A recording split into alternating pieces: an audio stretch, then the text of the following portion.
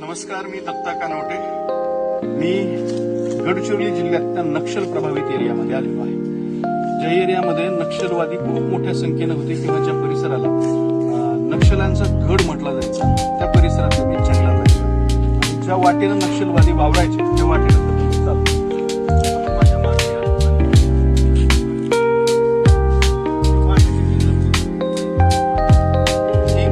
नक्षलवाद्यांनी वापरलेली वाट कधी काळी म्हणजे अगदी 4-6 महिन्यापूर्वी, वर्षभरापूर्वी किंवा नक्षलवाद संपवण्याची अमित शहानी जी तारीख दिलेली आहे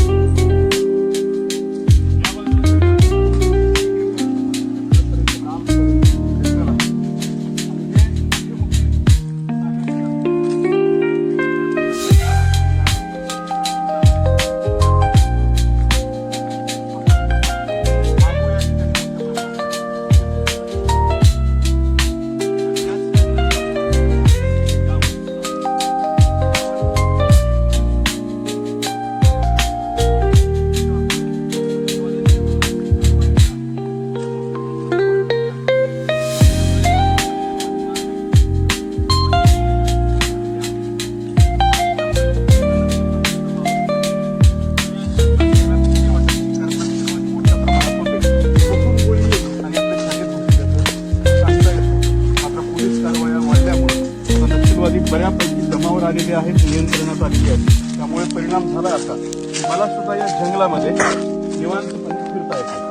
आता बऱ्याच जणांना शंका येईल की हे खरंच नक्षलवाद्यांचं जंगल आहे का, तर नक्षलवादी खरंच या परिसरात जात नव्हते. या परिसरामध्ये नक्षलवादी राहत सुद्धा होते. त्यांच्या तिथल्या कुठल्याही अशाच ठिकाणी इकडे जर बघितलं आपण हे असं ठिकाण जर आपण आतमध्ये या ठिकाणी सुद्धा राहतात सुद्धा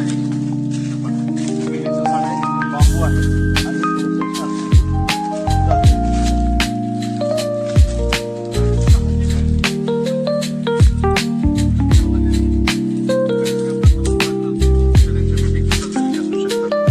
नेमकं कुठं आहे हे तुम्हाला समजावं यासाठी गुगल मॅपवरून मी लोकेशन दाखवतो. इथं नेटवर्क नाही. सगळ्यात पहिल्यांदा जर बघितलं तर माझं एअरटेल आणि जिओ हे दोन्ही कार्ड आहेत. इकडे एअरटेल आणि BSNL ला रेंज असते. BSNLचं कार्ड माझ्याकडे नाही. मात्र एअरटेल जिओ जे आहेत त्यांची इथं नेटवर्क अजिबात नाही. मात्र गुगलवरचं जे लोकेशन आहे ते मात्र या ठिकाणी दाखवते. तर मी नेमकं कुठे दाखवतो. आधी गुगल पूर्णपणे महाराष्ट्रावर आणतो. हा सगळा आपला संपूर्ण जो आहे तो महाराष्ट्र आहे आणि मी राहतो इथे छत्रपती संभाजीनगरला. आणि छत्रपती संभाजीनगरवर मी सुरुवातीला चंद्रपूर आलो.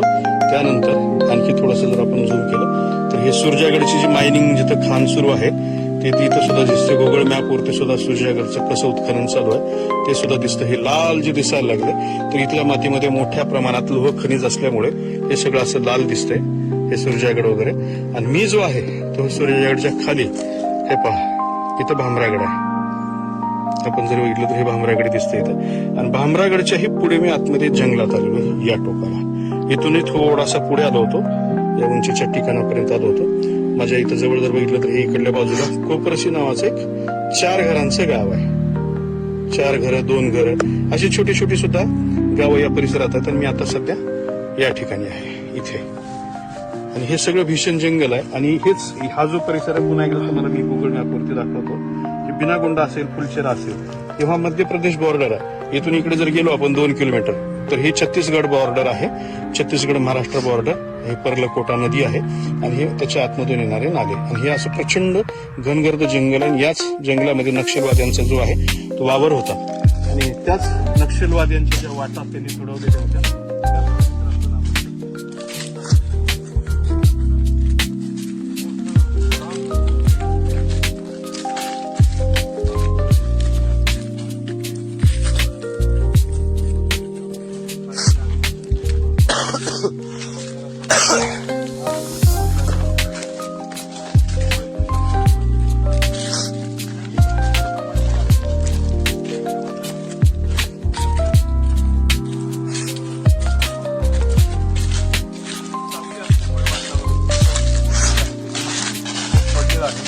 पावणे 12 वाजले त्यामुळे उन्हाचा तडका खूप आहे. मात्र बांधायचं कारण हा गारवा जो आहे खूप आहे, वारं सुटलेलं आहे, त्याच्यात सावली आहे, त्यामुळे थंडावा जो आहे तो वाटतो.